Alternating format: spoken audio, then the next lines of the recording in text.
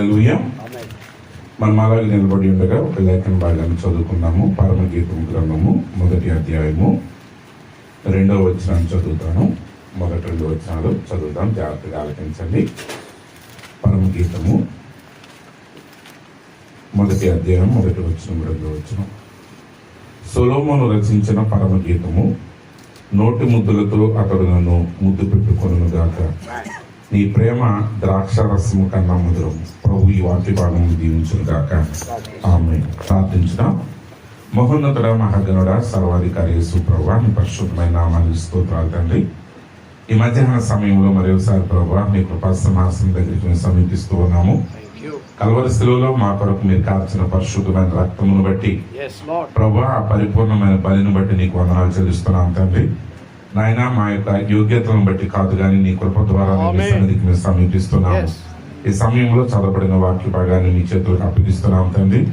నాయన, ఈ వాక్యాన్ని మీరు విరిచి మేము తిని తృప్తి పొందినట్లుగా నీ జీవాహారాన్ని మాకు అనుగ్రహించమని మేము ప్రార్థిస్తున్నాం తండ్రి.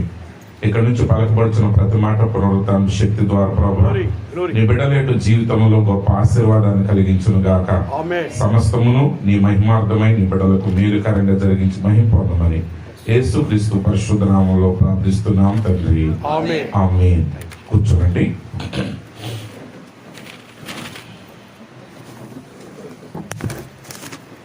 మన ప్రభువును రక్షకుడైన యేసుక్రీస్తు యొక్క పరిశుద్ధ నామంలో కూడి ఉన్న మీ అందరికీ నా హృదయపూర్వకమైన శుభాలు తెలియపరుస్తున్నాను. మరి ప్రత్యేకంగా ప్రేమతో నన్ను ఆహ్వానించి మీ మధ్య వాక్యాన్ని ప్రకటించడానికి సమయం ఇచ్చిన దైవజనులు మరి పాస్టర్ సుమియన్ గారికి, వారి కుటుంబానికి నా యొక్క ప్రత్యేకమైన వందనాలు. మరి అదే రీతిగా వేదిక దగ్గర ఉన్న దైవజనులందరికీ పేరు పేరున నా యొక్క ప్రత్యేకమైన కృతజ్ఞతలు తెలియపరుస్తున్నాను. మరి ఈ మధ్యాహ్న సమయంలో మనందరం కూడా ఈ రీతిగా కూడుకోవటం చాలా సంతోషకరము. మరి అదే రీతిగా ఈరోజు మనం ఈ రీతిగా ముఖ్యంగా ఇలా కూడుకోవటం గల కారణం ఏంటంటే, మరి సహోదరుడు శామ్యూల్ మరి వారి యొక్క సతీమణి రిబ్కా వారి యొక్క మొదటి వివాహ వార్షికోత్సవాన్ని సందర్భాన్ని పురస్కరించుకుని మనం ఈ రీతిగా కూడుకోవటం చాలా సంతోషకరం. హల్లెలూయా. మరి ఈ సమయంలో మరి అలాగే కృపానిధి గారి గురించి కూడా మంచి సాక్ష్యాన్ని విన్నాము. సహజంగా ఆ టైప్ పాస్టర్లో ఈ సమయానికి తిట్లు తింటా ఉంటారు కదండి. కానీ ఆయన అదృష్టవంతుడు. ఆయన ఆఫ్టర్ 1 year తర్వాత కూడా మంచి పేరు పొందుకున్నారు. అందుని బట్టి దేవునికి స్తోత్రాలు. ఎందుకంటే ఆయన అలా పొందుకోగలిగారంటే కారణం ఏంటంటే, మరి ఆయన వారు ఎవరినైతే వారిని ఐక్యపరచడానికి ఉపయోగపడ్డాడో వాళ్ళు మంచి జీవితాన్ని జీవిస్తున్నారు అనే దానికి అది సాదృశ్యంగా ఉన్నది. సరే, మంచిది. ఈరోజు మరి ఇప్పటి వరకు దైవ సేవకులు అనేక విషయాలు మాట్లాడి ఉన్నారు. మరి ప్రతి మాట కూడా మనకి ప్రాముఖ్యమైనది. ఒక రకంగా చెప్పాలంటే వాళ్ళందరూ అన్నీ చెప్పేశారు, నాకంటూ స్పెషల్గా ఏమీ మిగలలేదు. అయినప్పటికీ 1-2 మాటలు మీదకి నేను పెడతాను. మరి దైవకంగా స్మియన్ గారు చెప్పారా, మీ సమయాన్ని తీసుకోండి అన్నారు, కానీ ఇక్కడ తీసుకోవడానికి ఏం లేదు, ఎండ పెరిగిపోతుంది. ఎక్కువ భాగం ఏమీ లేదు కాబట్టి కొంచెం నేను మాట్లాడతాను. ఎందుకంటే ఇది వివాహ వార్షికోత్సవానికి సంబంధించిన విషయం కాబట్టి మరి వాళ్ళతో పాటు మన ఆధ్యాత్మిక జీవితానికి ప్రాముఖ్యమైన విషయాల్ని మనం గమనించుదాం. ఎందుకంటే మరి పరమగీతముల్లో మరి ఆయన అంటున్నాడు, నీ ప్రేమ ద్రాక్షారసము కన్నా మధురమైనది. చూడండి, ఈ ప్రపంచంలో ప్రతి వస్తువుకి ఎక్స్పైరీ డేట్ ఉంటుంది. మానవుడు తయారు చేసే వాటన్నిటికి కూడా మరి కొంత సమయం అయిన తర్వాత ఆ వస్తువుని వాడటానికి అది పనికిరాదన్నమాట. అయితే ఎల్లకాలం పనికొచ్చేది మొట్టమొదటిది తేనె. అయితే అది తేనె మానవుడి ద్వారా తయారు చేయబడేది కాదు, అది ప్రకృతి నుండి వచ్చేది. అది ఎన్ని వేల సంవత్సరాలైనా అది వాడటానికి పనికొస్తుందంట.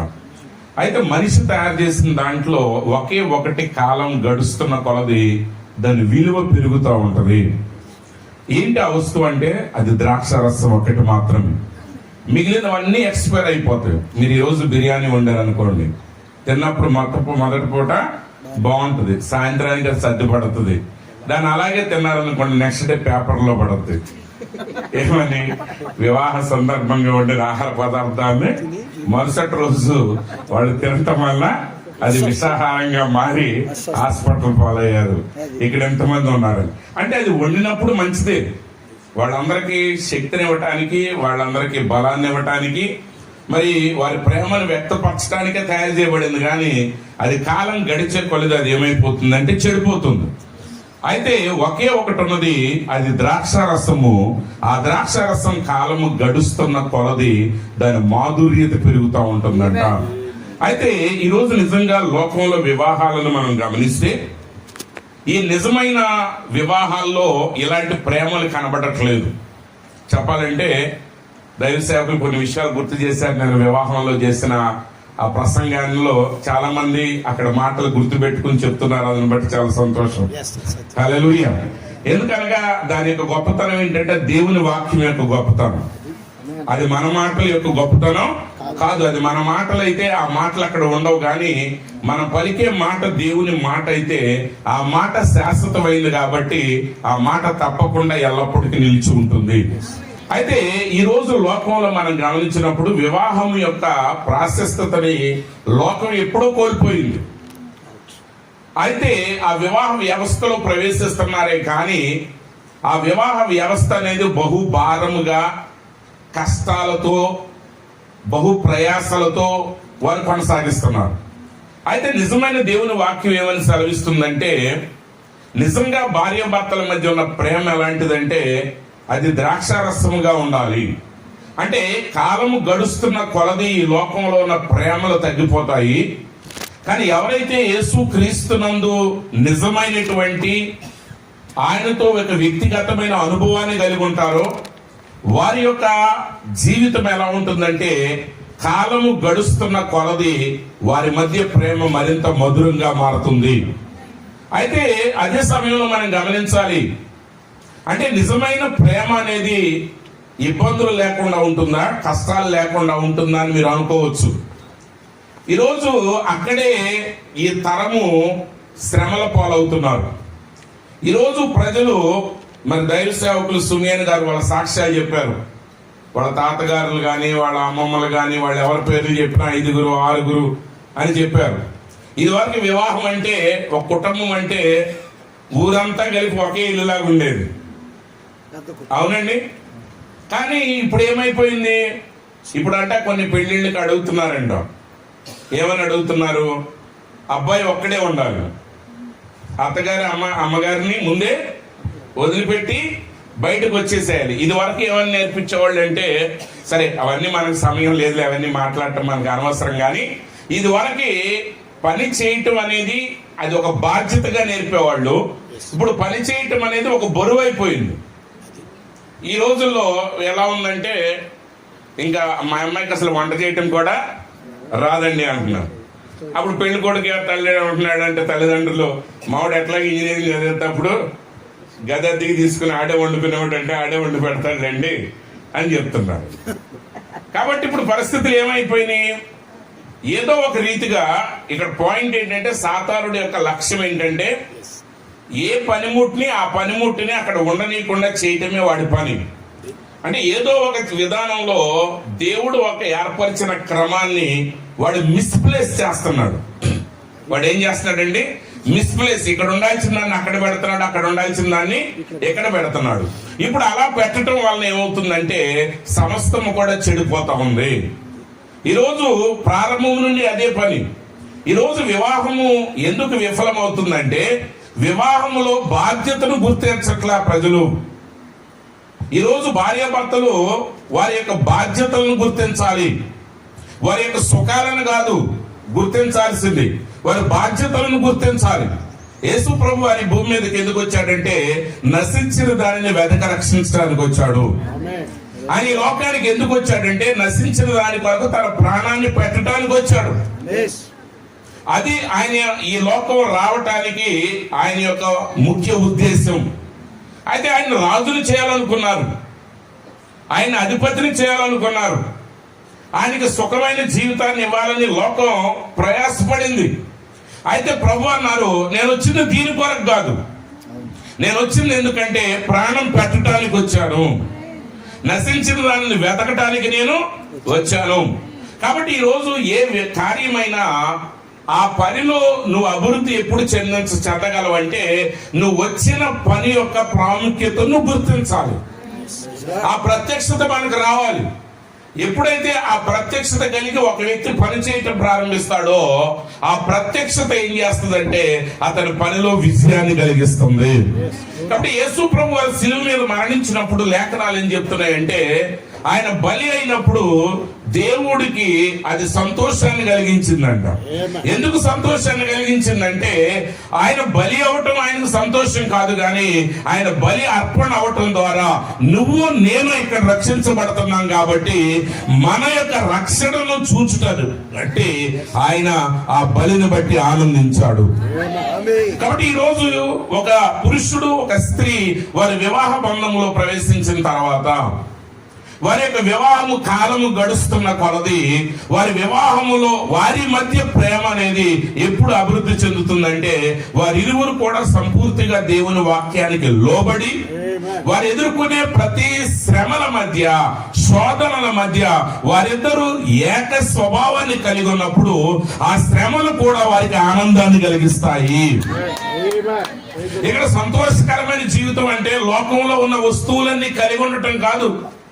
ఈ రోజు లోకంలో ఉన్న సంపదలన్నీ కలిగి కూడా ఏమాత్రం సమాధానం లేని అనేక కుటుంబాలు ఈ లోకంలో కనబడుతున్నాయి. కానీ ఏమీ లేకపోయినా ఒక పూరి గుడిసెలో ఉండి కూడా ఆనందంగా జీవించే కుటుంబాలు ఉన్నాయి. ఇక్కడ కారణం ఏంటి? లోకంలో ఉన్న సంపదలు భార్యాభర్తల మధ్య ఐక్యతను కలిగించవు. ఈ రోజు కావలసింది లోకం యొక్క సంపదలు కాదు, వారిరువురు ఒకరి ఎడల ఒకరు అవగాహన కలిగి అర్థం చేసుకుని ఒక సమస్య ఎదురైనప్పుడు వారి చెరొక పక్షం వహించకుండా ఏ సమస్యనైనా ఇద్దరు ఒక పక్షంగా నిలబడి సమస్యను ఎదుర్కొన్న రోజున అప్పుడు వారి జీవితం ఎలా సాగుతుందంటే ఎన్ని శ్రమల మధ్య వెడతా ఉన్నా వారి జీవితం అనేది ప్రేమ అనేది వారి జీవితంలో ఎదుగుతూనే ఉంటుంది. అలా వారి మధ్య ఐక్యత పెరగకుండా ఇంట్లో వస్తువులు పెరిగితే సుఖమే ఉంది. ఈరోజు ప్రజలు వ్యర్థమైన దాన్ని వెంబడిస్తున్నారు. ఈరోజు ప్రజలు నశించిపోయే వాటి వెనక వెంబడిస్తున్నారు. ఈరోజు ఉపయోగం లేని వాటి వెనక ప్రజలు వెంబడిస్తున్నారు. ఈరోజు ప్రజలు సంపాదించేదంతా దేనికి? అదంతా వదిలిపెట్టేదే కదా, అవునా కాదా? ఒకప్పుడు ప్రజల్ని విలువైన వారిగా ఎంచుకునేవాళ్ళు, కానీ ఈరోజు నలుగురు ఉన్నారంటే అది భారం అయిపోతుంది. ఇద్దరు మనుషులు ఉన్నారంటే అది భారం అయిపోతుంది.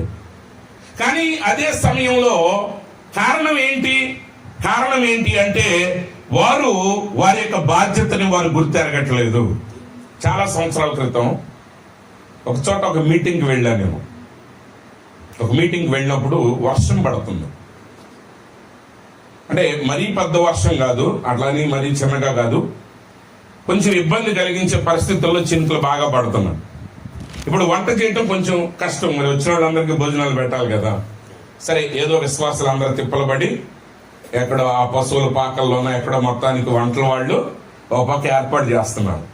సరే, అసలు పాస్టర్ గారు ఆమె చేసేది ఏం లేదు, అన్ని విశ్వాసాలు పరిగెత్తుకుంటా చేస్తున్నారు. కాకపోతే ఆమె మధ్యలో ఉండి సూపర్వైజింగ్ చేస్తూ ఉంటుంది. సరే, అంతా అయిపోయిన తర్వాత ఆమె అంటుంది అనమాట. ఆ పాస్టర్ గారు ఏమంటుందంటే, అంటే మామూలుగా ఏదో ఇట్లా కూర్చొని ఉన్నారు, ఆమె చూసుకోలేదు ఎవరెవరు వింటున్నారు అనేది. ఆమె ఒక మాట అంటుంది అనమాట, పాస్టర్ గారు ఎప్పుడు టైం చూసుకోకుండా పెడతాడు మా పాస్టర్ మీటింగ్లు, ఈ వంట చేయటానికి నాకు పెద్ద సమస్య అయిపోతుంది, వచ్చి పెట్టిన వాళ్ళందరికీ వండి పెట్టడం అనే ఉంటుంది. ఆమె పక్కన ఇంకొక ఆమె ఉంది. ఆమె పక్కన ఆ మాట విన్నప్పుడు ఆమె ఏమంటదంటే, అసలు మనుషులంటూ ఉండాలి కానీ ఎంతమందికైనా వండి పెట్టవచ్చు అండి అంటుంది ఆమె.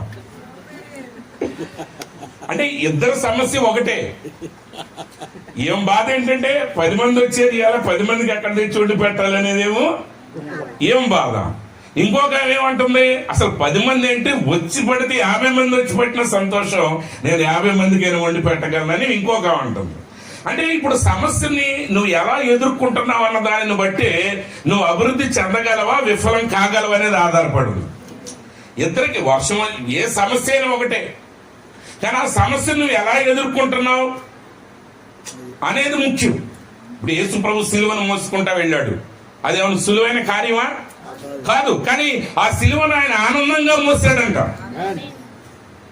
ఎందుకు ఆనందం ఎందుకు మోస్తాడు? ఇప్పుడు ఆ సిలువను మీ మీద వేస్తే మీరు ఆనందంగా మోస్తారా? మరి ఆయనకి ఎందుకు ఆనందంగా మోసాడు అంటే ఆయనకు నొప్పి లేదు ఆయన శరీరంలో అంటే కాదు. ఆయన ఆనందంగా ఎందుకు మోసాడంటే తర్వాత కలగబోయే ప్రయోజనాన్ని ఆయన చూస్తున్నాడు, తర్వాత కలగబోయే మహిమను చూస్తున్నాడు. ఆయన సిలువను మోయటం ద్వారా ఈ రోజు ఇక్కడ నువ్వు నేను ఎలా కూర్చోగలిగాము దీనిని ఆయన చూస్తున్నాడు. ఆయన తన వీపు మీద బరువును చూడట్లా.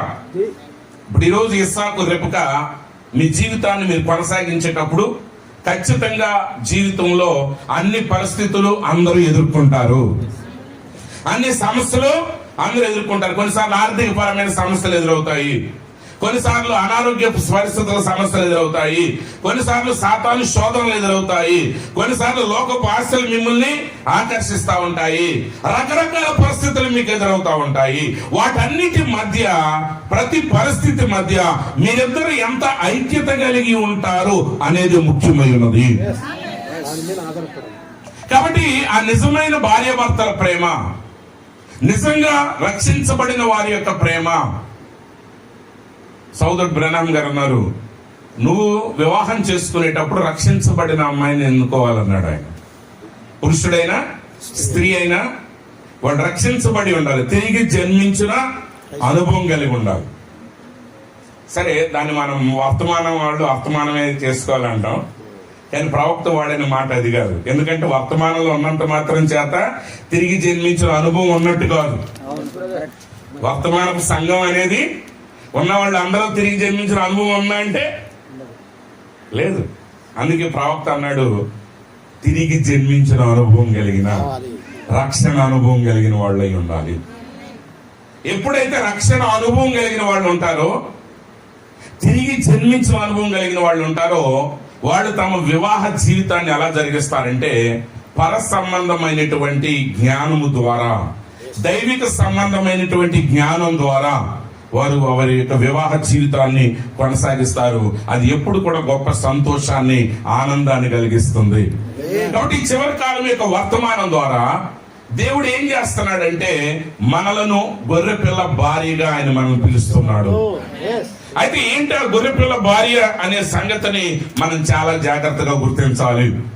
ఈరోజు ప్రతి వివాహ సంబంధం కూడా, ప్రతి వివాహం కూడా అది దేనికి సాదృశ్యంగా ఉన్నదంటే అది క్రీస్తుకి సంఘానికి మధ్య ఉన్న సంబంధానికి అది సాదృశ్యంగా ఉన్నది. ఈరోజు మీ వివాహం అనేది దేనికి చూపిస్తుంది? ప్రభు అపోస్తలుడైన పౌలు గారు అంటాడు ఎఫెసీయులకు రాసిన పత్రికలో, ఆయన ఏమంటున్నాడంటే ఇది మర్మమై ఉన్నది అన్నాడు. ఆ స్త్రీ గురించి, పురుషుడు గురించి, ఆ భార్య భర్తల గురించి ఆయన రాస్తూ ఆయన ఏమంటున్నాడంటే నేను క్రీస్తుని గురించి, సంఘం గురించి రాయించున్నాను అంటున్నాడు. అంటే ఒక మాటలో చెప్పాలి అంటే దైవత్వాన్ని గురించి నువ్వు అర్థం చేసుకోవాలంటే వివాహం గురించి నీకు అర్థం కావాలి. వివాహం గురించి నీకు అర్థం కావాలంటే దైవత్వం గురించి నీకు అర్థం కావాలి. ఎందుకంటే ఈ రెండింటిని దేవుడు వివాహం యొక్క మర్మాన్ని దైవత్వంలో పెట్టాడు, దైవత్వం యొక్క మర్మాన్ని ఆయన వివాహంలో పెట్టాడు.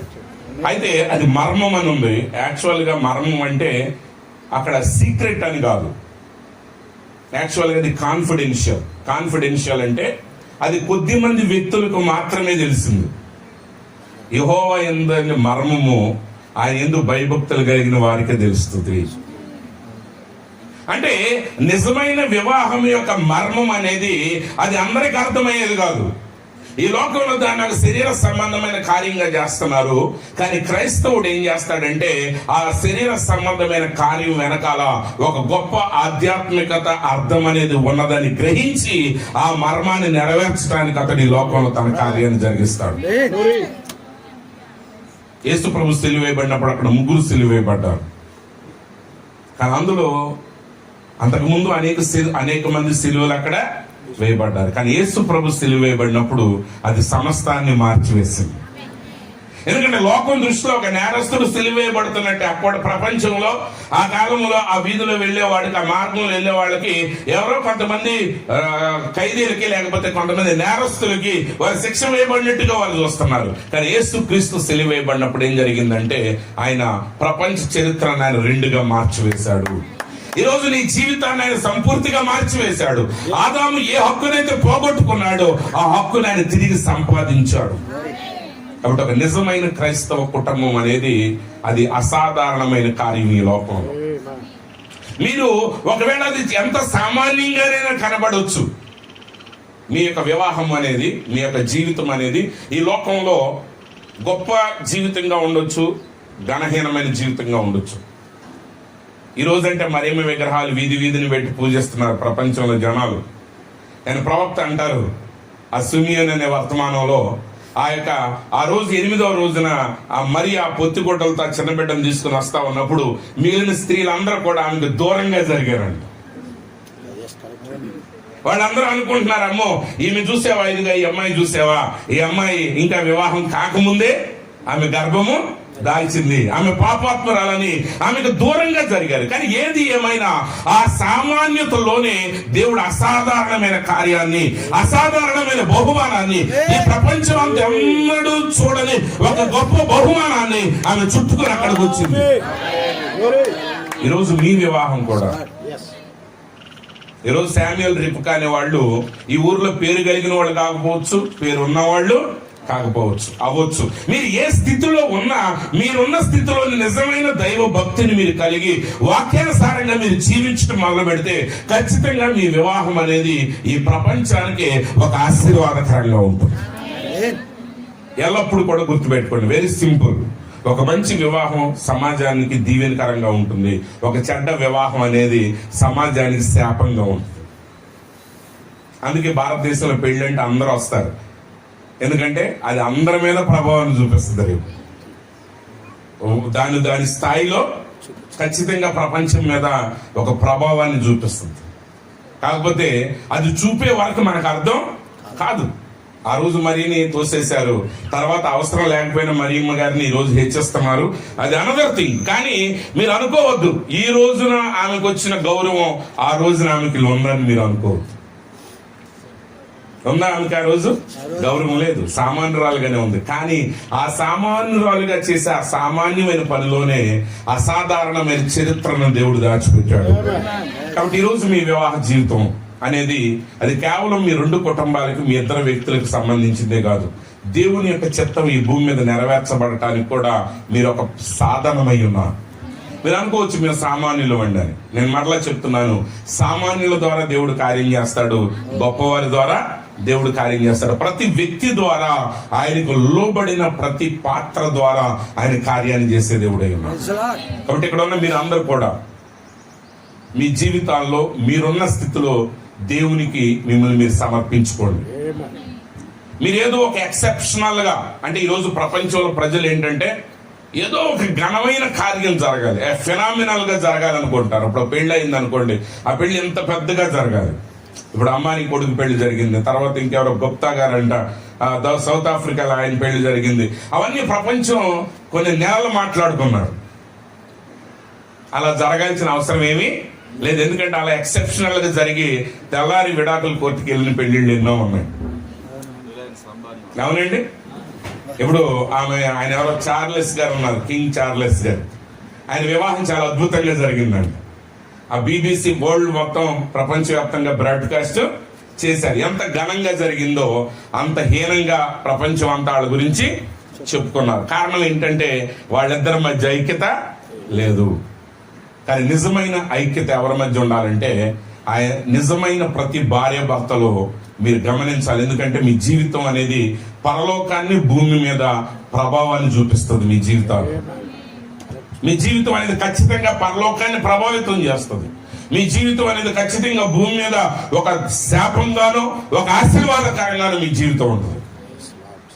మీరు సరిగా ఉంటే మీ జీవితం లోకాన్ని దీవిస్తుంది, మీ జీవితం సరిగా లేకపోతే ఆ లోకం మీదకి అది ఒక శాపాన్ని తీసుకొని వస్తుంది. కాబట్టి ప్రతి వివాహము ప్రాముఖ్యమైనదే.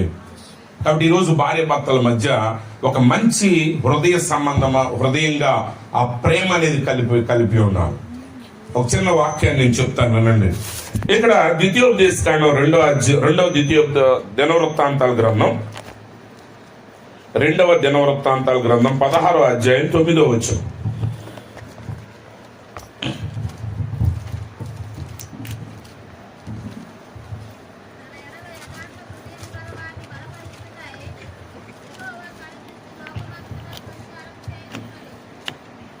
ఎస్, సరే చూడండి. తన ఎడల యథార్థ హృదయము గల వారిని బలపరచుటకై యెహోవా కనుదృష్టి లోకమందంతటా సంచారము చేయుచున్నది. ఈ విషయమందు నీవు మతి తప్పి ప్రవర్తించితివి గనుక ఇది మొదలుకుని నీకు యుద్ధములే కలుగును.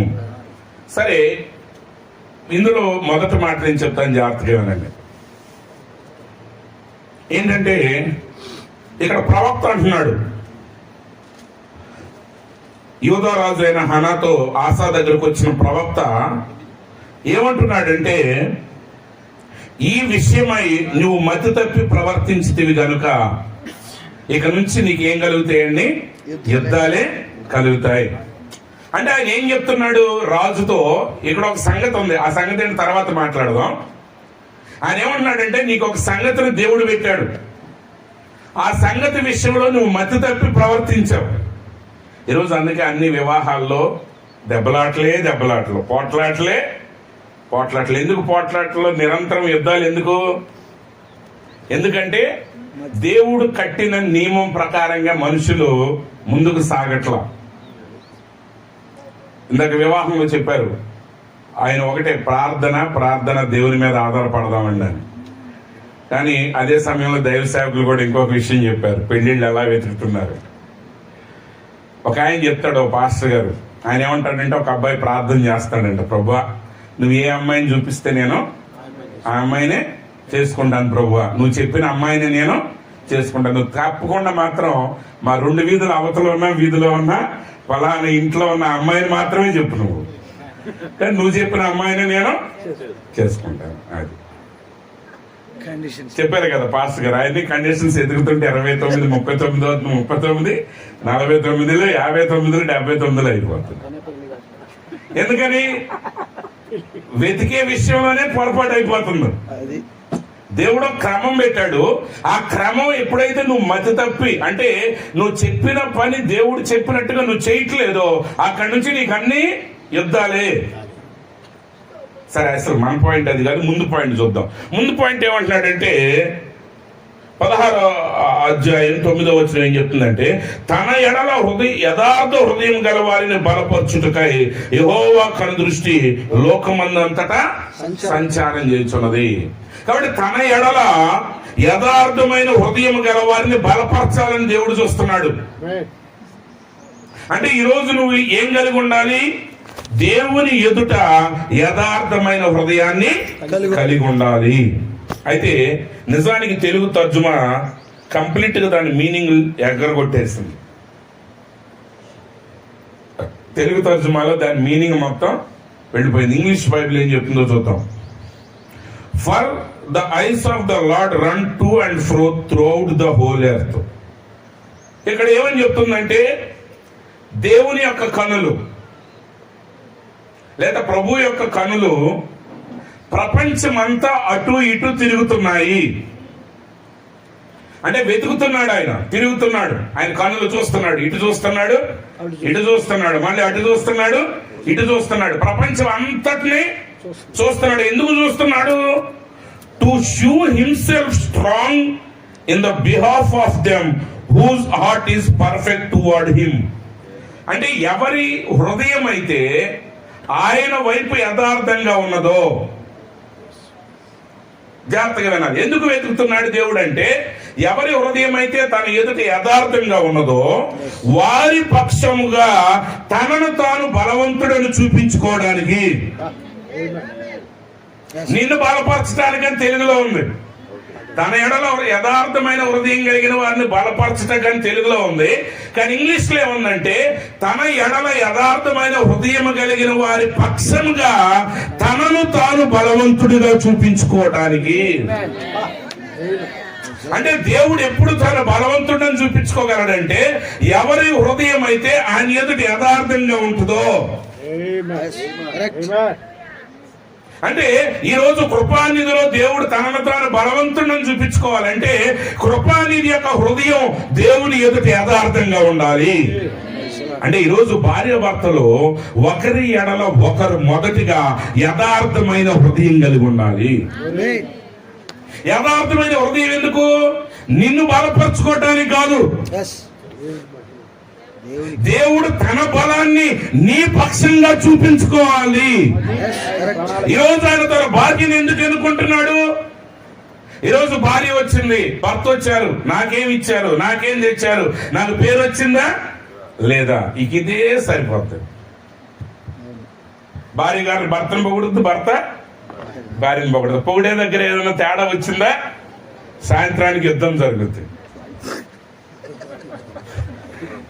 జరగదా? ఇప్పుడు విధేయత లేదు అసలు. ఇప్పుడు ఎవరికి వాళ్ళు ఏంటంటే నా మాట నెగ్గాలి.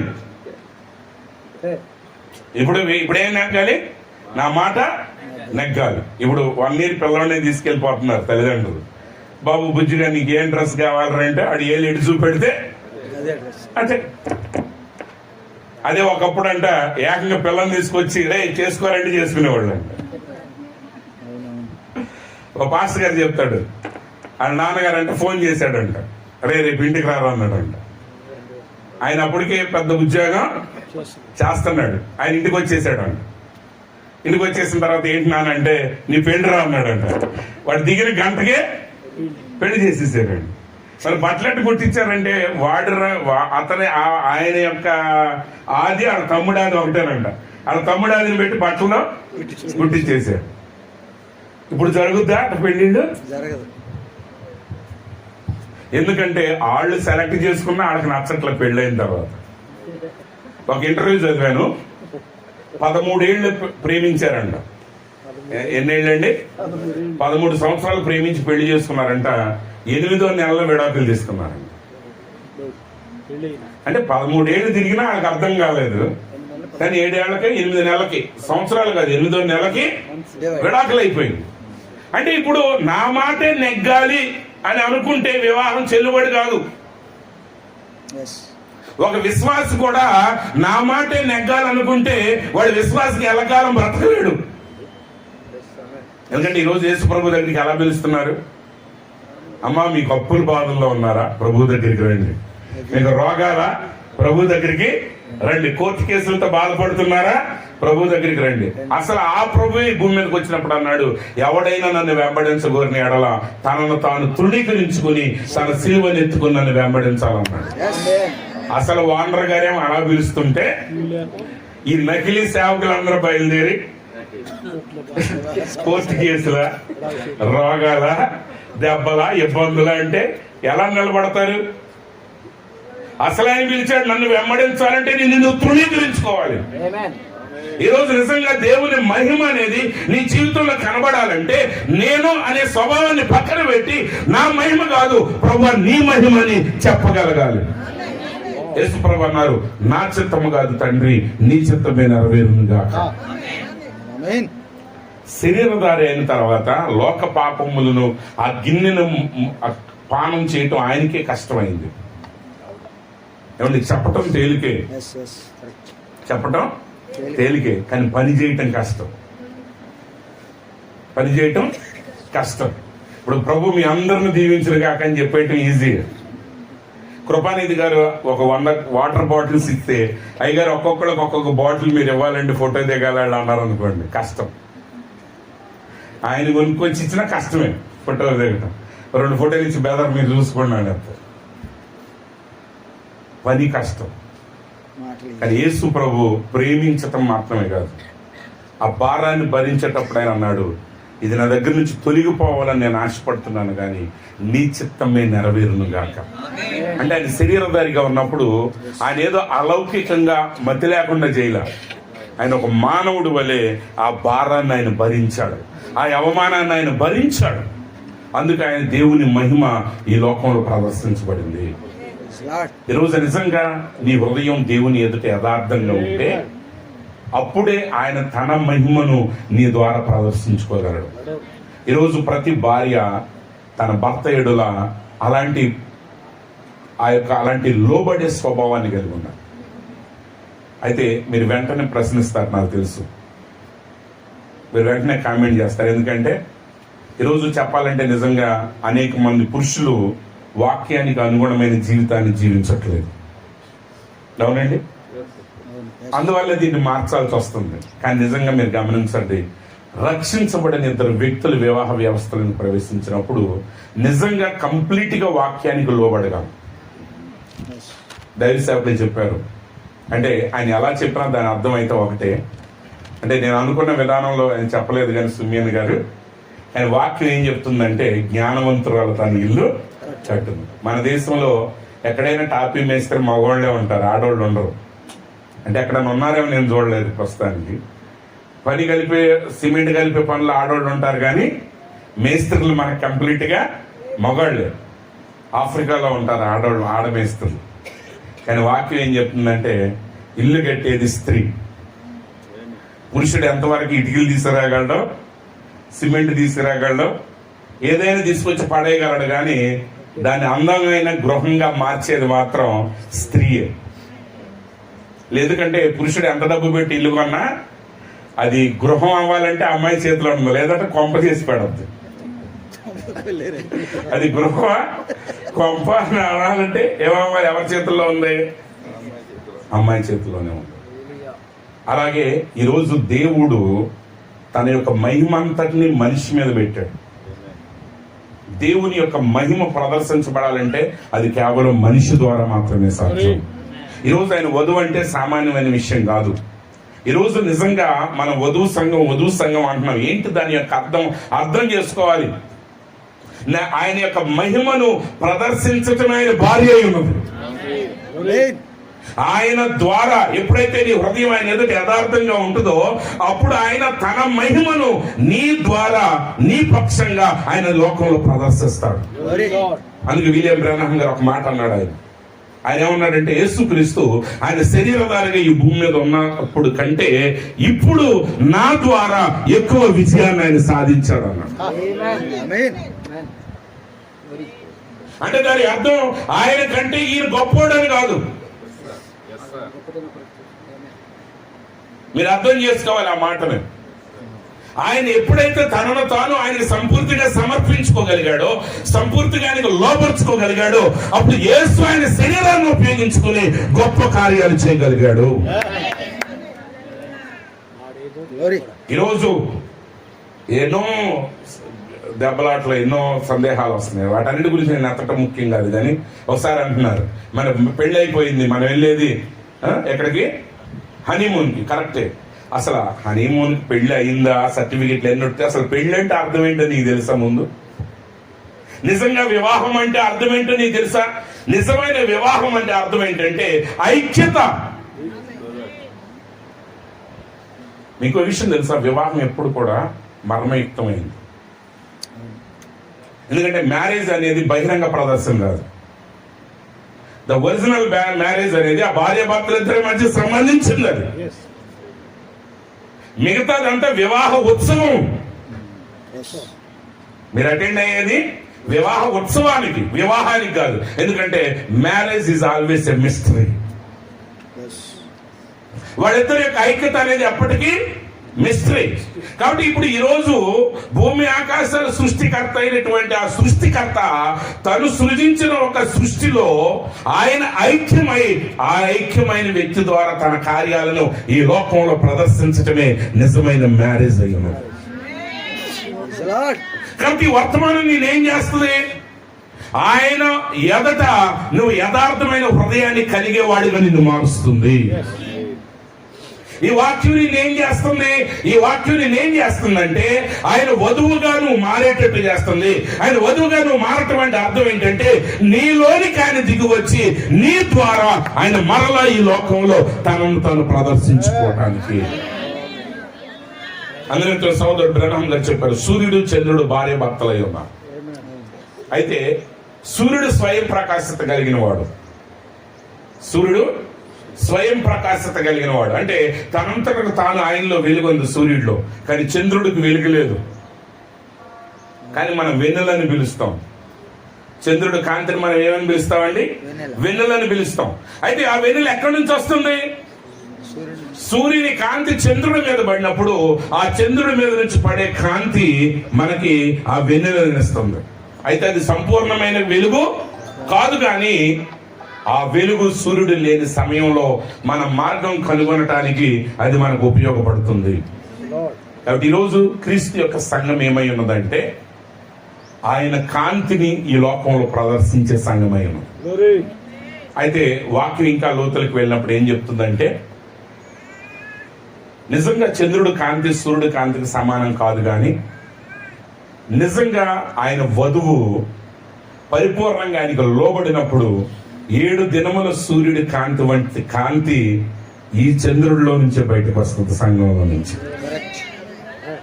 హల్లెలూయా. ఆ రోజు వెన్నెలంటే సాధారణ కాంతి కాదు వచ్చేది.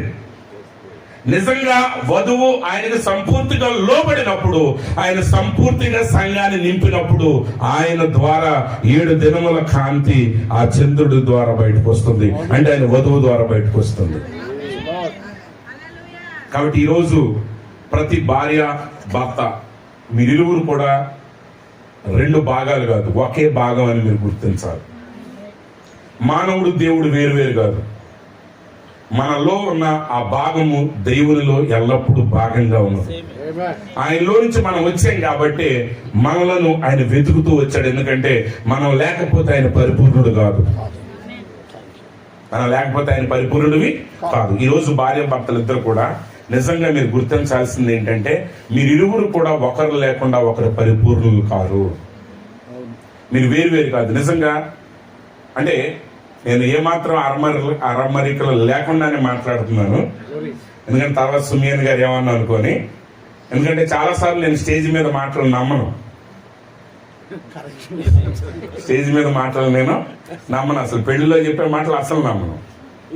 ఎందుకంటే పెళ్లి రోజు చెప్తా ఉంటారు అనమాట. పెళ్లి ఆ మ్యారేజ్ చేసేటప్పుడు ఆ అమ్మాయి తరఫున పాస్టర్ గారు వచ్చి అమ్మాయి గురించి చెప్తారంటే ఇక ఆయన డైరెక్ట్ గా చెప్తాడు, పుడతా సండే స్కూల్ పుస్తకం వేసి పుట్టిందండి ఆ అమ్మాయి, మా అమ్మాయి అని ఏం చెప్తాడు. ఇక పాస్టర్ అబ్బాయి గురించి చెప్పేటప్పుడు అసలు మా వాడు వస్తా అసలు పుట్టక ముందే బైబిల్ చదివేశాడండి, వర్తమాన పుస్తకాలన్నీ మేము పక్కన పెట్టి వినిపించేవాళ్ళం అంటారు.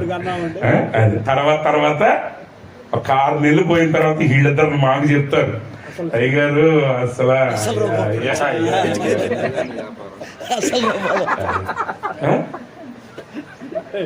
అది సరే.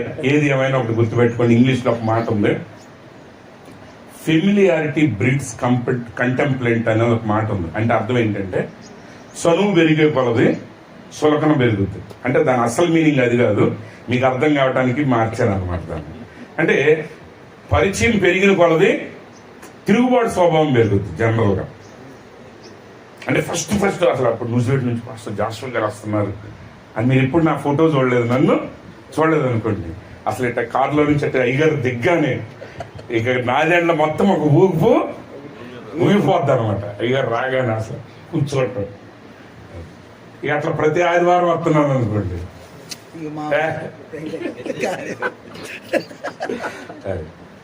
మొదటిసారి వచ్చినప్పుడు ఆమేన్ అన్నానని అందరూ ఆమేన్ అంటారు.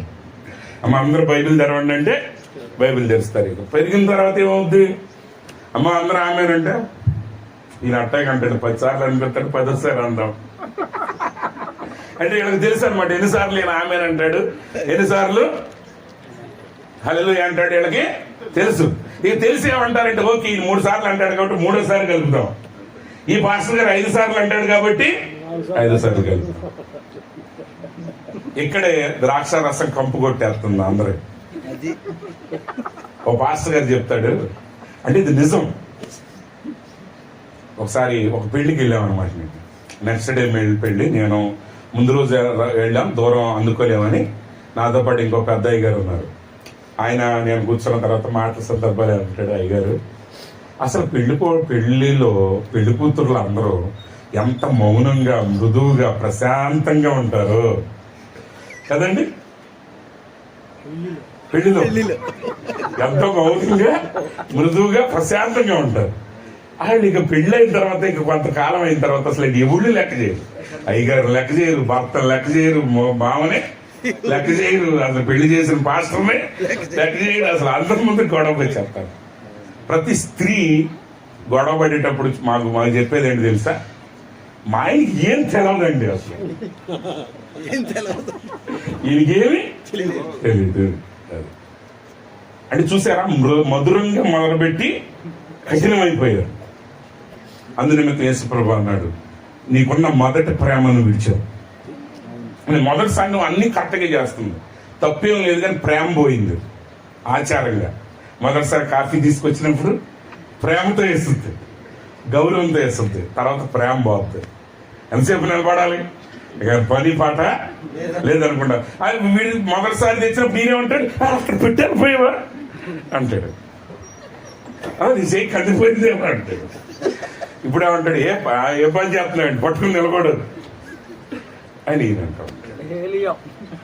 అంతేనా? ఏమైపోతుంది? విశ్వాసం కూడా అలాగే వెళ్ళిపోతుంది. విశ్వాసం కూడా అట్లాగే మొదట ప్రభువుని నమ్మినప్పుడు ఉన్న విశ్వాసం తర్వాత ఆ ప్రేమ ఉండదు. ఆచారాలు ఉంటాయి, పద్ధతులు ఉంటాయి, క్రియలు ఉండొచ్చు, కానీ ఏముండదు, ఆ ప్రేమ ఉండదు. ఆ మాధుర్యత బదులు ఏమవుతుంది, కాఠిన్యం పెరిగిపోతా ఉంటుంది. కానీ నిజమైన భార్య భర్తల మధ్య ఏమవ్వాలంటే ఆ ప్రేమ అనేది ఎప్పుడు ఉండాలి. అలా కాపాడుకోగలిగితేనే. యాక్చువల్గా బైబిల్లో ఎఫెసీ పత్రిక ఏం చెప్తుందంటే, భార్యలు తమ భర్తల ఎడల భయం కలిగి ఉండినట్లు చూచుకోనవలేనను. యాక్చువల్గా అక్కడ భయం కాదు, గౌరవం, రెవరెన్స్. ఆ రెవరెన్స్ కాపాడుకోవాలి. అంటే ఆ అమ్మాయి నిన్ను భయపడి నిన్ను చూస్తే ఎప్పుడు కూడా నువ్వు ఒక పూజ్యుడిగా కనబడేటట్టు నువ్వు ఉండాలి. ఎందుకంటే ఏమవుతుంది, కలిసి ప్రయాణించిన కొలది ఒకరి బలహీనతలు ఒకరికి తెలుస్తుంది. ముందు బలహీనత తెలీదు, ఎందుకంటే మొత్తం ఆకారం పౌడర్లు కొట్టి తీసుకొచ్చి పెడతారు అక్కడ, అవునా? ఒక చోటకి నేను వెళ్ళాను. ఒక చోటకి నేను వెళ్ళినప్పుడు ఒక పాస్టర్ గారు నాకు ఏం చేశారంటే, అంటే ప్రసంగం అయిపోయిన తర్వాత భోజనాలు జరుగుతుంది. భోజనం జరిగేటప్పుడు ఒక పాస్టర్ గారు ఒక అమ్మాయిని, స్పెషల్గా చిన్న ఆ పిల్లని పిలిపించి, వేరే వాళ్ళు వడ్డిస్తున్నా సరే ఆ పిల్లని నాకు పిలిపించి ఆ పిల్లతో నాకు వడ్డన చేపించారు. చేపించిన తర్వాత అంటున్నారు, ఈ పిల్ల ఎవరో మీకు తెలుసా అన్నాడు. నేను అన్నాను, ఆ పిల్లని ఎప్పుడు నేను చూడలేదు, నాకు తెలియట్లేదండి అన్నా. లేదు, ఒకసారి గుర్తు తెచ్చుకోండి, ఈ పిల్ల ఎవరో అన్నాడు. అయితే ఆ పిల్లని చూస్తున్న కొలది కొన్ని పోలికలు కనపడుతున్నాయి, కానీ రంగు అసలు మ్యాచ్ కావట్లా. నాకు తెలిసిన కుటుంబం వాళ్ళందరూ ఎర్రగా ఉంటారు, మా పండిపోయిన బంగిన పిల్లలాగా. ఈ అమ్మాయి ఆఫ్రికా అమ్మాయి లాగా ఉంది, కానీ పోలికలు చూస్తే ఆడయ్యారు. సరే, ఎప్పుడు ఆలోచించాను, అయ్యగారు పోలికలు అర్థమవుతుంది, అంటే రంగు మాత్రం కంప్లీట్ గా నన్ను గందరగోళపరుస్తుందండి, అందుకే నేను ఎవరో చెప్పలేకపోతుందండి. అప్పుడు చెప్పుకొచ్చాడు అనమాట, వీళ్ళ నాన్న సంబంధానికి వచ్చిన రోజంట మొత్తం తెల్ల బట్టలు వేసుకుని వచ్చాడంట, తెల్ల ప్యాంటు, తెల్ల షర్టు, తెల్ల బూట్లు వేసుకుని వచ్చాడంట. మనిషి మాత్రం నల్లగా ఉంటాడు, కంప్లీట్ నల్లగా. ముఖానికి ఎట్టగొట్టాడు, కానీ ఆ రోజు తెలుపు అనుకున్నామండి, పిల్లల్ని ఓకే చేసాం. పెళ్లి అయిన తర్వాత తెలిసింది మనోడు నలుపు. అయితే ఒక విషయం ఏంటంటే, మనోడు నలుపైన తెల్లటి బట్టల కంటే తెల్లని మనసు కలిగి ఉన్నాడు. అది గ్రేట్, నిలబెట్టింది ఆ ఫ్యామిలీ. అంటే ఇక్కడ సమస్య ఎందుకు నేను ఈ మాట చెప్తున్నానంటే, మీరు చూసినట్టే ఎప్పుడు ఉండదు, ఎప్పుడు అలాగే ఉండరు. ఇప్పుడు ఎయిర్టెల్కి ఫోన్ చేస్తారనుకోండి, హలో మీరు ఎయిర్టెల్కి ఫోన్ చేస్తారు, ఫోన్ చేసినందుకు థ్యాంక్స్ అండి అంటారు. మరి నిజంగా అలా చెప్పేవాడిని పెళ్లి చేసుకున్నప్పుడు పెద్దానికి థ్యాంక్స్ చెప్తాడు అనుకుంటే కుదరదు, అది వృత్తి ధర్మం. మనిషి ఎప్పుడు ఒకే రకంగా ఉండలేడు, ఉండగలడా? ఉండలేడు. కానీ ఆ బలహీనతల సమయంలో కూడా నువ్వు ఆ వ్యక్తిని గౌరవించగలగాలి. ఆమె నిజమైన భార్య. గౌరవాన్ని బట్టి అందరూ గౌరవిస్తారు, కానీ బలహీనతలు వచ్చినప్పుడు కూడా ఇతడు నా భర్త అని నువ్వు ఆ భర్తను బట్టి గౌరవించగలగాలి. ఒకవేళ నీ భార్యలో కొన్ని బలహీనతలు వచ్చినా, కొన్ని ఇబ్బందులు వచ్చినా, ఆ అమ్మాయిలు నువ్వు పొరపాట్లు గమనిస్తున్నా సరే, ఆమె నీ భార్య కాబట్టి క్రీస్తు తన సంఘం కొరకు తన ప్రాణాన్ని పెట్టి ఆమెను పరిపూర్ణం చేసినట్టుగా ఆమెను పరిపూర్ణతలోనికి రావటానికి నువ్వు కూడా ఒక సాధనంగా మారాలి. భార్య భర్తలు అంటే ఇద్దరు పరిపూర్ణుల యొక్క కలయిక కాదు, ఇద్దరు అసంపూర్ణుల యొక్క కలయిక. ఆ అసంపూర్ణతే వారిని పరిపూర్ణం చేస్తుంది. ఈ లోకంలో పేరు ప్రఖ్యాతులు కలిగిన వాళ్ళందరిలో కూడా కొన్ని బలహీనతలు ఉన్నాయి, కొన్ని ఇబ్బందులు ఉన్నాయి. బ్రహ్మాం గారు ఉన్నారు, మరి ఆయన కుమార్తె పుట్టిన తర్వాత 1 year అసలు ఇంటికి రావడానికే కుదరలేదంట. మరి ఇప్పుడు ఆయన భార్య గొడవ పెట్టుకుంటే, యాక్చువల్గా మన దేశంలో పెద్ద లెక్క కాదు, కానీ అమెరికాలో అది పెద్ద ప్రాబ్లం. అది అందుకే చాలా మంది అమెరికన్స్ మీరు చూస్తారా, ఎక్కడికి వెళ్ళినా భార్యని వెంటబెట్టి తిరుగుతూ ఉంటారు. వాళ్ళు ప్రెసిడెంట్లైనా, క్రీడాకారులైనా, ప్రీచర్స్ అయినా, ఎవడైనా సరే. మరి అలా పెట్టి తిరగటానికి బ్రహ్మాం గారికి కుదురుద్దా అంటే కుదరదు. కానీ ఆయన చేసే పనిని బట్టి ఆయనకి ఆమె గౌరవం ఇవ్వగలిగింది. తర్వాత బ్రహ్మాం గారు ఏమన్నారు, ఇంకొక మాట చెప్తానండి. ఏమన్నారంటే, నాకు వచ్చే గౌరవం అంతటికి మూల కారణం నా భార్య. ఈ ప్రపంచంలో నేను చేసిన పరిచర్య అంతటికి నాకు ఎవరైనా గౌరవం ఇవ్వాలనుకుంటే ఆ గౌరవం నాకు కాదు, నా భార్యకి చెందాలంటే. అంటే దీని అర్థం ఏంటంటే, భార్య పనిచేయక్కర్లా. ఈరోజు సమస్య ఏంటంటే, వాక్యాన్ని మీరు మిస్ప్లేస్ చేస్తున్నారు కాబట్టి లోకం దాన్ని మిస్ప్లేస్ చేయడానికి అవకాశం ఇచ్చింది. ఇప్పుడు ఈరోజు స్త్రీ బయటికి ఎందుకు వెళ్లాల్సి వస్తుంది? ఎందుకు వెళ్లాల్సి వస్తుందంటే వెరీ సింపుల్. ఆర్థిక అవసరాల గురించి వెళ్ళేవాళ్ళని పక్కన పెట్టండి, నేను దాని గురించి మాట్లాడట్లేదు. ఈరోజు చాలా విషయాల్లో పురుషుడు ఏం చేస్తాడంటే, భార్యకి ఏ అవసరత వచ్చినా తీర్చట్లేదు. ఇప్పుడు మా తమ్ముడు పెళ్ళండి, నేను వెళ్ళాలనుకో, వెళ్ళక్కర్లని కూర్చో అంటాడు.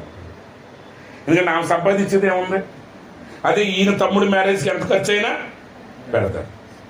అంటే ఇప్పుడు ఆమె ఏం చేయాలి? నేను సొంతగా ఖర్చు పెట్టుకోవాలంటే నేను డబ్బుని సంపాదించాలనుకుంటాను. కానీ ఇక్కడ విషయం ఏంటంటే, ఇంటిలో జరిగే ప్రతిదీ ఇద్దరికి సర్వ హక్కులు ఉంటాయి. అది వాక్యం చెప్తుంది. జీవం అనే కృపా వరంలోనే ఆమె పాలిభాగస్తురాలు.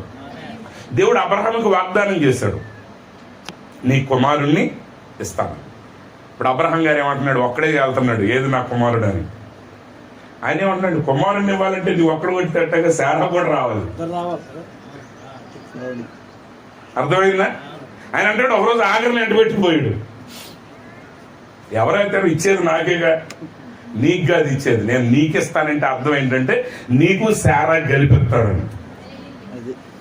కుమారుడే కాదు, ఏ వాగ్దానం నెరవేరాలన్నా వాళ్ళిద్దరూ కలిసి ఉంటే.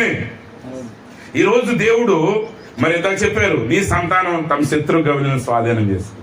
ఆ వాగ్దానం రెబ్బకాది కాదు, ఆ వాగ్దానం ఇస్సాకుది. ఇస్సాకును బలి ఇచ్చినప్పుడు దేవుడు ఇచ్చిన వాగ్దానం అది ఇస్సాకు కొరకు. కానీ ఇప్పుడు ఇస్సాకులోనికి స్వీకరణ పొందటానికి రెబ్బకాయ వెళ్తుంది కాబట్టి ఆ వాగ్దానం ఆమెకు కూడా చెందింది. ఈరోజు యేసు క్రీస్తుకు చెందిన ప్రతి వాగ్దానం సంఘానికి చెందింది. ఈరోజు దేవుడు ఈ లోకంలో ఏది కనబరచాలని మీరు అనుకుంటున్నారో దాన్ని కనబరిచేది ఆయన భార్యే, అంటే నువ్వే. ఆయన యొక్క మహిమను ప్రదర్శించేది మనమే, ఆయన యొక్క శక్తిని ప్రదర్శించేది మనమే.